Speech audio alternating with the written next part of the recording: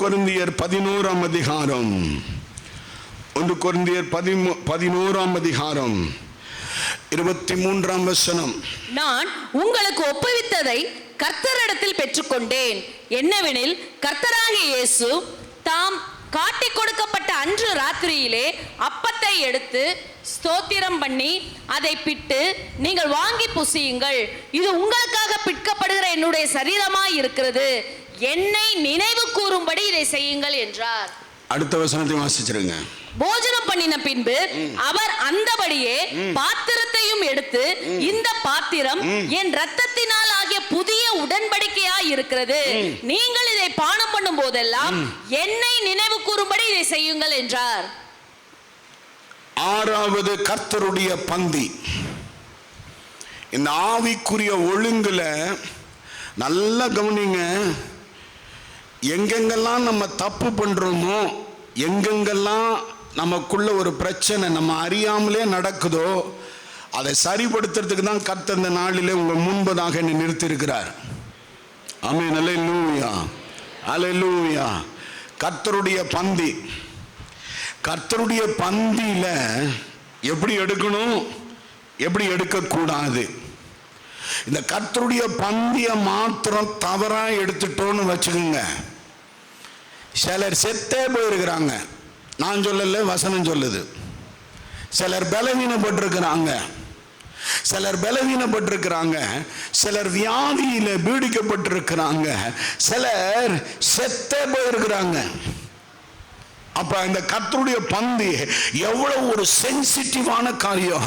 இந்த கர்த்தருடைய பந்தி எவ்வளவு ஒழுங்கின்படி, எழுத்தின்படி, எழுதி இருக்கிறபடி அதை நாம் நிறைவேற்ற வேண்டும் என்பதை கர்த்தர் எதிர்பார்க்கிறார்.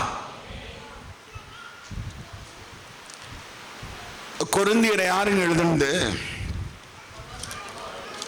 பவுல்.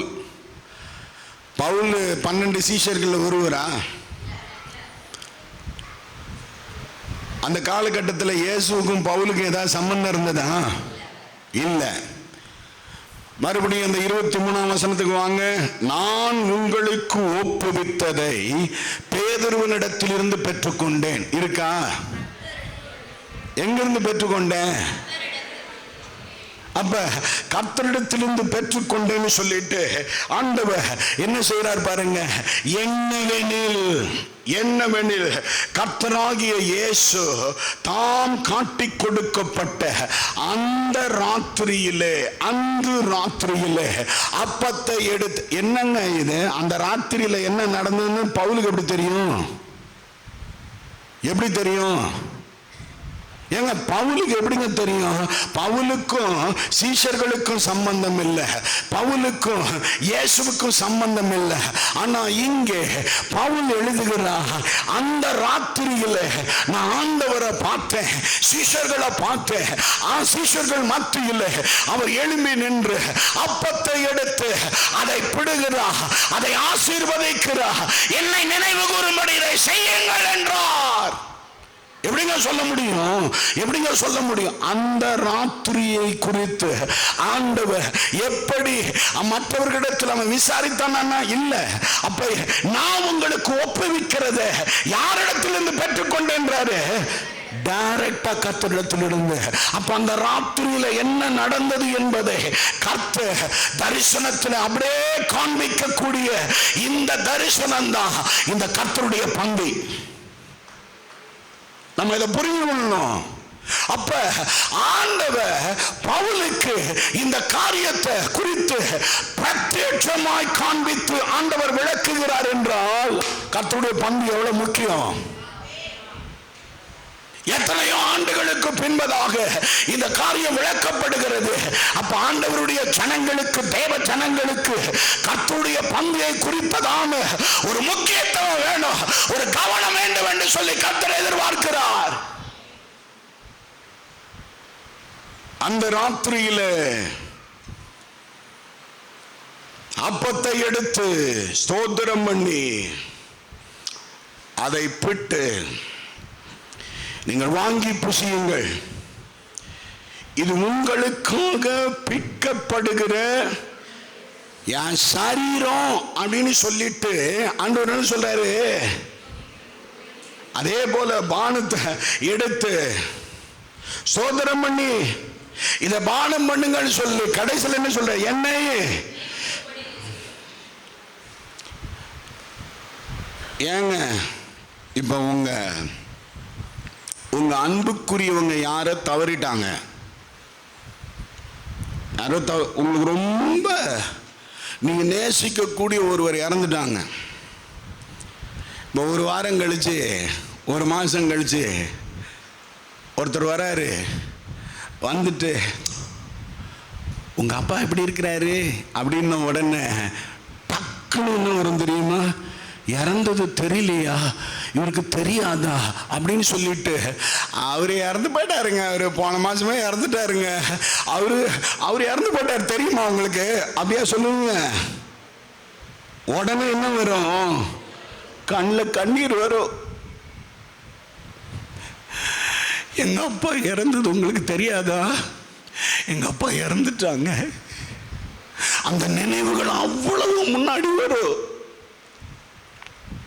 உங்களுக்காக ஒருவர் அடிக்கப்பட்டு, உங்க பாவத்து நிமித்தம் ஒருவர் நொறுக்கப்பட்டு, உங்கள் நிமித்தம் அவர் இறந்து நீங்க வாழ வேண்டும் என்பதற்காக உங்களுக்காக தம்முடைய உயிரை கொடுத்து ரட்சிப்பை ஏற்படுத்தி அவருடைய ரத்தம் உங்களுடைய பாவத்தின் பரிகாரமாய் சிந்தப்பட்டு இவ்வளவு பெரிதான ரட்சிப்பை ஏற்படுத்தின ஒருவரை நீங்க நினைவு கூறுகிறீர்கள் என்றால் என்ன வரணும்,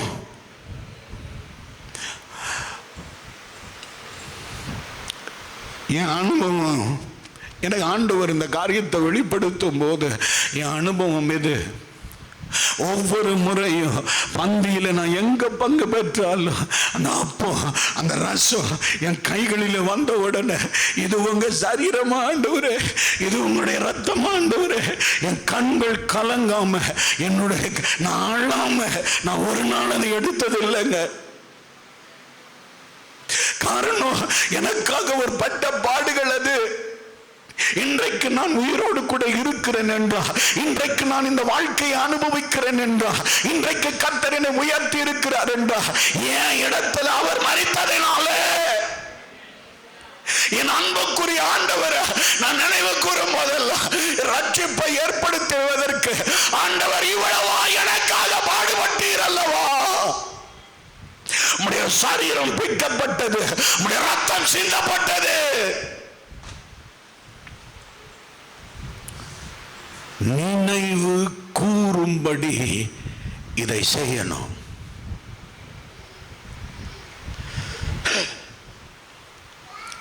சரி, வேகமாக இந்த பந்தியில பங்கு பெற்றா ஆண்டவர் என்னெல்லாம் வாக்கு வச்சிருக்கிறார் பாருங்க. யோவான் எழுதின சுவிசேஷம் 6ஆம் அதிகாரம், யோவான் எழுதின சுவிசேஷம் 6ஆம் அதிகாரம் 56ஆம் வசனம், 6ஆம் அதிகாரம் 56ஆம் வசனம். மாம்சத்தை புசித்து என் இரத்தத்தை பானம் பண்ணுகிறவன் என்னிலே நிலைத்திருக்கிறான், நானும் அவனிலே நிலைத்திருக்கிறேன். நல்ல கவனிங்க, இந்த உறவிலே நிலைத்திருப்பதற்கு கர்த்தருடைய பந்தி உங்களுக்கு உதவுகிறது. கர்த்தருடைய பந்திக்கு நீங்க வரும் போதெல்லாம் இந்த உறவுக்குள்ளே நீங்கள் நிலைத்திருக்கிறீர்கள். இரண்டாவது 6ஆம் அதிகாரம் 57ஆம் வசனம். ஜீவனுள்ள பிதா என்னை அனுப்பினது போலவும் நான் பிதாவினால் பிழைத்திருக்கிறது போலவும் என்னை புசிக்கிறவனும் என்னாலே பிழைப்பான். அப்ப பிழைக்கிறாங்கன்னா என்னன்றதை நான் மறுபடியும் சொல்றேன், நல்ல கவனிங்க. ஆண்டவருடைய கர்த்தருடைய பந்தியில நீங்க பங்கு பெறும் போதெல்லாம் நீங்க பிழைக்கிறீர்கள். அடுத்தது பாருங்க, யோவான் 6ஆம் அதிகாரம் 58ஆம் வசனத்தை பாருங்க. வானத்திலிருந்து இறங்கின அப்பம் இதுவே, இது உங்கள் பிதாக்கள் புசித்த மன்னாவை போல அல்ல, அவர்கள் மரித்தார்களே, இந்த அப்பத்தை புசிக்கிறவனோ என்றென்றைக்கும் பிழைப்பான். முதல்ல ஆண்டவர் சொல்றாரு பிழைப்பான்னு சொல்றாரு, இந்த இடத்துல மறுபடியும் சொல்றாரு என்றென்றைக்கும் பிழைப்பான். ஆமென் சொல்லலாமா? ஆமென், அல்லேலூயா. இன்னொரு வசனத்தை வாசிக்கலாம். இப்ப பிழைப்பான்னா என்னன்றதை பார்க்கலாம். யோவான் எழுதின சுவிசேஷம் 6ஆம் அதிகாரம் 51ஆம் வசனத்தை வாசிக்கலாம். நானே வானத்திலிருந்து இறங்கின ஜீவ அப்பம், இந்த அப்பத்தை புசிக்கிறவன் என்றென்றைக்கும் பிழைப்பான், நான் கொடுக்கும் கொடுக்கும் அப்பம் உலகத்தின் ஜீவனுக்காக நான் கொடுக்கும் என் மாம்சமே. நல்ல கவனிங்க. இந்த உலக வாழ்க்கைக்கு கர்த்தருடைய மாம்சமாகிய வார்த்தை அவசியம். நல்ல கவனிங்க. அந்த வார்த்தை இந்த கர்த்தருடைய பந்திக்கு வரும்போது என்ன நடக்குது தெரியுமா? அவருடைய வார்த்தையில் நீங்கள் ஐக்கியம் கொள்ளுகிறீர்கள். அந்த வார்த்தை இந்த உலக வாழ்க்கையில உங்களை ஒவ்வொரு நேரமும் நடத்துகிறது, வாழ வைக்கிறது. ஆமென். அல்லேலூயா, அல்லேலூயா. யோவான் எழுதின சுவிசேஷம் 6ஆம் அதிகாரம் 54ஆம் வசனம். மாம்சத்தை புசித்து என் இரத்தத்தை பானம் பண்ணுகிறவனுக்கு நித்திய ஜீவன் உண்டு, நான் அவனை கடைசி நாளில் எழுப்புவேன். என்ன பெரிய அற்புதங்க! இந்த கர்த்தருடைய பந்திக்குன்னு நீங்க வரும்போது என்ன நடக்குது தெரியுமா? நிச்சயமாகவே கர்த்தர் உங்களை எழுப்புகிற தேவன். நித்திய ஜீவன் உண்டு, கர்த்தருடைய ராஜ்யத்தில் பிரவேசிப்பீர்கள். ஆமென். அல்லேலூயா, அல்லேலூயா, அல்லேலூயா.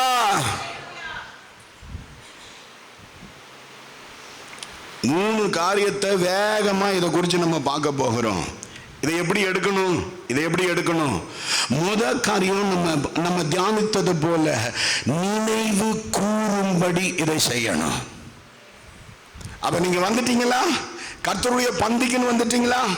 ஆண்டவருடைய மரணத்தை நீங்க நினைவு கூறாம தயவு செய்து எடுக்காதீங்க. பாஸ்டர் சொல்லுவாங்க, ரட்சிக்கப்பட்ட இந்த அனுபவத்தோடு கூட இருக்கிறவங்க, முழுக்க ஞான ஸ்நானம் எடுத்தவங்க உள்ள வந்து இந்த கர்த்தருடைய பந்திக்கு வாங்க. உண்மைதான். ஆனா அது எதுக்கு தெரியுமா தகுதி? இந்த மாதிரியான உணர்வுக்குள் வருவதற்கான ஒரு குவாலிஃபிகேஷன் தான் அது. ஆனா அதுவே கர்த்தருடைய பந்திக்கு தகுதி இல்லை. அப்ப கர்த்தருடைய பந்திக்கு உரிய செயல்பாடு என்ன? ஆண்டவருடைய மரணத்தை நினைவு கூறணும். அந்த நேரத்தில் ஆண்டவர் உங்க பாவத்தை உணர்த்துவா, நீங்க செஞ்ச தவறுகளை உணர்த்துவா. அப்படியே உங்களை நிதானித்து பார்ப்பதற்கு ஆண்டவர் செய்வா. நீங்க நிதானித்து அந்த நேரத்தில் கர்த்தருடைய சமூகத்தில் ஒப்பு கொடுத்து பந்திக்கு ஆயத்தப்படுவீங்க. ஆயத்தப்பட்ட உடனே ஆண்டவர் உங்க கையில் அந்த அப்பமும் அந்த ரசமும் வந்துட்ட உடனே நீங்க ஆண்டவரை நினைவு கூறும் போது என்ன நடக்கும் தெரியுமா? இது ஆண்டவருடைய சரீரம், இது ஆண்டவருடைய ரத்தம். ஆண்டவருடைய ரத்தம் எனக்காக சிந்தப்பட்ட ரத்தம், எனக்காக பிக்கப்பட்ட சரீரம். உங்க உள்ள உடையணும். நினைவு கூறும்படி செய்யணும் முதலாவது. இரண்டாவது 28ஆம் வசனம் 1 கொரிந்தியர் 11ஆம் அதிகாரம் 28ஆம் வசனம். எந்த மனுஷனும் தன்னைத்தானே சோதித்து அறிந்து இந்த அப்பத்தில் புசித்து இந்த பாத்திரத்தில் பானம் பண்ண கடவன். ரொம்ப கவனமா இருக்கணும். பேருக்கு ஒரு பாவறிக்கை செய்யக்கூடாது. உணர்வு பூர்வமாக இந்த பந்தியில நம்ம பங்கெடுக்கணுங்க. இல்லாட்டினா உயிர் போயிடும், இல்லாட்டினா பலவீனம் வரும், இல்லாட்டினா தேவனுடைய கோபத்துக்கு ஆளாகும். அதனாலதான் ஆண்டவர் மறுபடியும் எச்சரிக்கிறார். நீ என்ன செய்யணும் தெரியுமா? நீ பந்தியில பங்கு பெறும்போது நினைவு கூற வேண்டும் முதலாவது. இரண்டாவது, நீ உன்னை நீ நிதானித்து அறியணும். இதே ஒரு வசனத்தை நம்ம வாசிக்க போகிறோம். ஒரு வசனத்தை 1 கொரிந்தியர் 5ஆம் அதிகாரம் 7-8 வசனத்தை பாருங்களேன். 1 கொரிந்தியர் 5ஆம் அதிகாரம் 7-8 வசனம். ஆகையால் நீங்கள் புளிப்பில்லாதவர்களாய் இருக்கிறபடியே புதிதாய் பிசைந்த மாவாய் இருக்கும்படிக்கு பழைய புளித்த மாவை புறமே கழித்து போடுங்கள். ஏனெனில் நம்முடைய பஸ்காவாகிய கிறிஸ்து நமக்காக பலியிடப்பட்டிருக்கிறாரே. ஆதலால் பழைய புளித்த மாவோட அல்ல, துர்குணம் பொல்லாப்பு என்னும் புளித்த மாவோடும் அல்ல, துப்புரவு உண்மை என்னும் புளிப்பில்லாத அப்பத்தோட ஆசரிக்க கடவோம். இந்த பஸ்காவை எப்படி ஆசரிக்கணும்னு சொல்லி ஆண்டவர் சொல்றார். இந்த கர்த்தருடைய பந்திக்கு வரும்போது உங்க ஸ்மாபத்துல ஒரு மாற்றத்தை கொண்டு வர ஆண்டவர் விரும்புகிறார். ஒவ்வொரு முறையும் உங்க பலவீனத்தை அறிக்கையிட்டு நீங்க இந்த கர்த்தருடைய பந்திக்குள்ள கடந்து வரணுங்க. இன்னைக்கு புத்தாண்டு, அதனால வந்துட்டேன். புது சேலை கட்டி இருக்கிற அதனால வந்துட்டேன். இன்னைக்கு எனக்கு பிறந்த நாள் அதனால வந்துட்டேன். இந்த மாதிரியான காரியங்களை வச்சுக்கிட்டு நான் வந்துட்டேன்னு நீங்க சொல்லாதீங்க. தயவு செய்து வசனத்தின்படி கர்த்தர் எழுதி கொடுத்த இந்த வார்த்தையின்படி இதை நீங்கள் அனுசரிக்கும் போது என்ன நடக்கும் தெரியுமா? கர்த்தர் நிச்சயமாகவே இதற்குரிய பங்கை, இதற்குரிய ஆசீர்வாதத்தை, இதற்குரிய வாக்குத்தத்தத்தின்படி கர்த்தர் உங்களை ஆசீர்வதித்து உங்களுக்கும் தேவனுக்கும் இடையே உள்ள அந்த உறவை ஆண்டவர்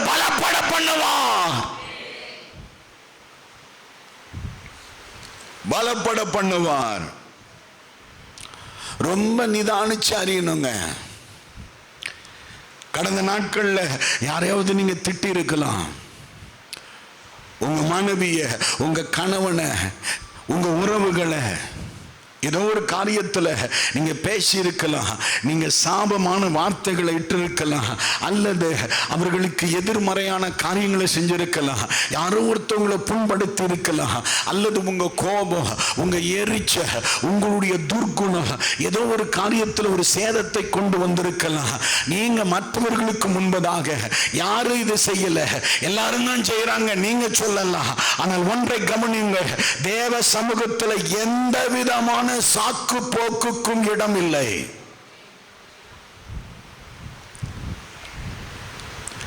தயவு செய்து பொய் பேசாதீங்க. பொய் நம்மளுடைய காரியமே இல்லை, கர்த்தருடைய காரியமே இல்லை. வைஃப் கால் பண்ணுவாங்க, எங்க இருக்கிறீங்க? ஆனா அங்க நின்று பேசிட்டு இருப்பீங்க.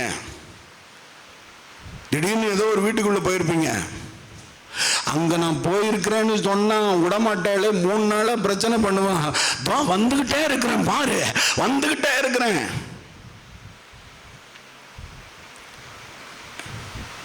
இந்த இடத்துல காசு வச்ச எடுத்தியா? நான் பார்க்கவே இல்லை. இன்னைக்கு எத்தனை பொய்கள், சாதாரணமாவே பொய்யான வார்த்தைகள், பொய்யான காரியங்கள்.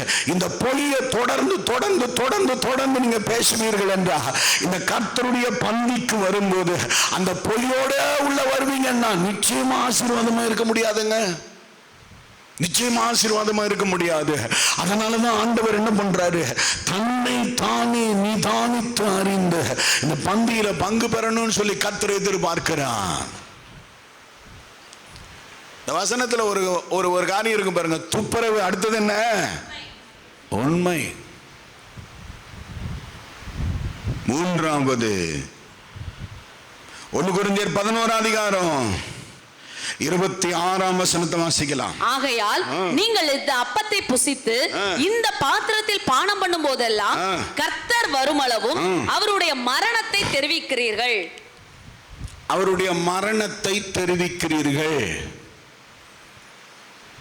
யாருக்கு தெரிவிக்கிறீங்க? யாருக்கு? கர்த்தருடைய மரணத்தை தெரிவிக்கிறீங்க. யாருக்கு? உங்களுக்கு கொடுக்குறாரு அந்த பந்தியில் உங்களுக்கு ரசத்தையும் அப்பத்தையும் அவருக்கு தெரிவிக்கிறீங்க. அவருக்கு தெரியுமா தெரியாதா? தெரியும். மரணத்தை தெரிவிக்கிறீங்க. ஆண்டவர் அங்க சொல்றாரு, கர்த்தர் சொல்ற காரியம் பாருங்க, கர்த்தர் வருமளவும் அவருடைய யாருக்கு தெரிவிக்கிறீங்க? நீங்க கர்த்தருடைய பந்திக்கு வரும்போதெல்லாம் அங்கே அவருடைய மரணத்தை தெரிவிக்கிறீங்க. யாருக்கு தெரியுமா? 3 காரியத்தை. முதல்ல உங்க சரீரத்துக்கு, உங்க மாம்சத்துக்கு நீங்கள் அதை தெரிவிக்கிறீர்கள். அது எப்போதும் உங்களை தள்ளுங்க. நான் விழும்படி நீ என்னை தள்ளினாய்னு சொல்றாரு பாருங்க சங்கீதக்காரன். அது போலதான் இந்த மாம்சத்தின் கிரியை எப்பவும் நம்மளை தள்ளும். இது தள்ளும் போதெல்லாம் என்ன நடக்கும் தெரியுமா? இது நம்மை அமுற்றும், இதை நம்ம சோர்வடைய செய்யும். இந்த எப்பவுமே இந்த மாம்சம் ஆவிக்கு விரோதமாய் போராடிக்கிட்டே இருக்கும். அந்த மாம்சத்தின் கிரியைகளுக்கு, அந்த மாம்சத்துக்கு முன்பதாக நீ என்னை மேற்கொள்ள முடியாது. காரணம், நான் அவமாய் போய்விட மாட்டேன். எனக்காக கர்த்தர் மரித்திருக்கிறார். அவர் மரணத்தை அனுபவித்திருக்கிறார். அவர் மரணத்தை ருசி பார்த்திருக்கிறார். மரணமே உன் கூரங்க, பாதாளமே உன் ஜெயமெங்க. நீ என்னை மேற்கொள்ள முடியாது.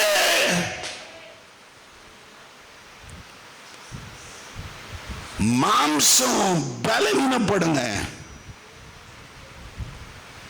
நீங்க கர்த்தருடைய பந்திக்கு வந்து எனக்காக ஆண்டவர் மரித்திருக்கிறான்னு நீங்க சொல்லி பாருங்க, உங்க மாம்சத்தின் செயல்பாடுகள் பலவீனப்படும். ஸ்பிரிச்சுவலா நான் சொல்றேங்க, இதை நீங்க செஞ்சு பாருங்க, பலவீனப்படும். இரண்டாவது, யாருக்கு தெரிவிக்கிறீங்க தெரியுமா? உலகத்துக்கு. உலகம் உங்களை மேற்கொள்ளணும்னு சொல்லி பலவிதமான கண்ணிகளை வைத்து போராடும். ஆனா ஆண்டவர் என்ன எதிர்பார்க்கிற தெரியுமா?